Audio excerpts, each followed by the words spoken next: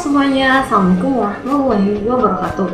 Perkenalkan, nama saya Eni Sapiritatsina dengan NIM 2024-48080. Jadi di sini saya akan membuat video mengenai tentang teori sibernetik dan penerapannya untuk menunjang nilai dalam ujian akhir semester dalam mata kuliah belajar dan pembelajaran SD.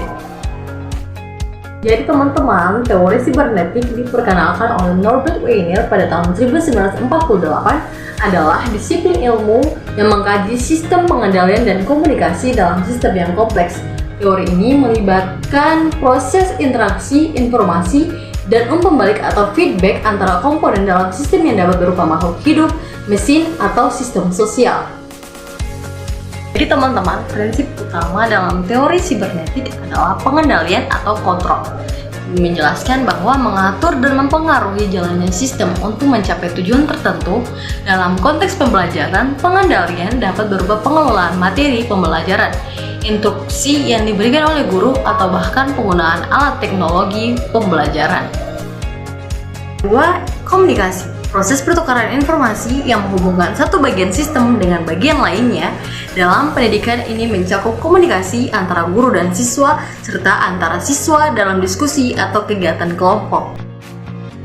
Yang ketiga, umpan balik atau feedback. Informasi yang kembali ke sistem untuk mengevaluasi dan menyesuaikan perilaku sistem.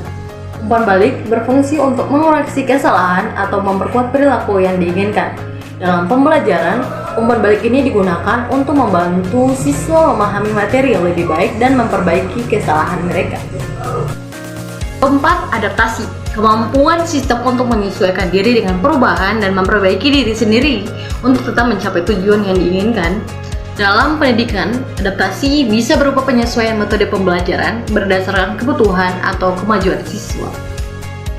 Teman-teman, masuk pada penerapan teori. Yang pertama, penggunaan umpan balik dalam proses pembelajaran. Dalam pembelajaran, umpan balik adalah kunci untuk meningkatkan pemahaman siswa. Misalnya, ketika siswa mengerjakan tugas atau ujian, guru memberikan umpan balik yang mengoreksi kesalahan atau memberikan penjelasan lebih lanjut untuk memperjelas konsep yang belum dipahami. Contohnya, siswa menjawab soal matematika dan guru memberikan umpan balik berupa penjelasan kenapa jawabannya benar atau salah. Hal ini membantu siswa untuk memperbaiki kesalahan dan memperdalam pemahaman mereka. Yang kedua, pengendalian proses pembelajaran.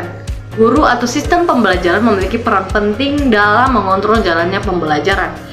Ini bisa berupa pengaturan waktu pembelajaran, pemilihan metode pengajaran yang sesuai, serta pengelolaan materi yang diajarkan. Contohnya, dalam kelas, guru mengatur waktu untuk setiap kegiatan, contohnya diskusi, latihan, presentasi, memastikan siswa mendapatkan materi secara terstruktur dan sesuai dengan kebutuhan. Yang ketiga, adaptasi dalam pembelajaran. Setiap siswa memiliki gaya dan kecepatan belajar yang berbeda. Teori sibernetik memungkinkan adaptasi dalam pembelajaran untuk menyesuaikan dengan kemampuan atau kebutuhan siswa. Misalnya, jika seseorang kesulitan untuk memahami materi tertentu, guru bisa menggunakan pendekatan berbeda atau memberikan bantuan tambahan. Contohnya, menggunakan metode pembelajaran berbasis teknologi seperti e-learning atau aplikasi pendidikan yang memungkinkan siswa untuk belajar sesuai dengan kecepatan mereka atau memberikan penjelasan tambahan serta individu kepada siswa yang memerlukan. 4. Interaksi antara pengajar dan siswa. Komunikasi yang efektif antara pengajar dan siswa sangat penting dalam pembelajaran. Pengajar memberikan informasi kepada siswa dan menerima umpan balik tentang pemahaman mereka. Hal ini memungkinkan pengajar untuk menyesuaikan pengajaran agar lebih efektif. Contohnya, siswa dapat bertanya lebih lanjut jika mereka tidak mengerti materi dan guru dapat memberikan penjelasan lebih lanjut atau menggunakan teknik pengajaran lain untuk memastikan setiap siswa memahami pengajaran yang terbaik. Yang kelima, penggunaan teknologi untuk pembelajaran adaptif. Teknologi dapat digunakan untuk menciptakan sistem pembelajaran adaptif, di mana perangkat lunak pendidikan atau aplikasi mengumpulkan data tentang kinerja siswa dan menyesuaikan materi yang diberikan. Hal ini membuat proses belajar menjadi lebih personal dan sesuai dengan kemampuan individu. Contohnya, program komputer yang memberikan soal latihan berdasarkan kemampuan siswa. Jika siswa sering salah dan tipe soal tertentu, program akan memberikan latihan lebih banyak pada jenis soal itu.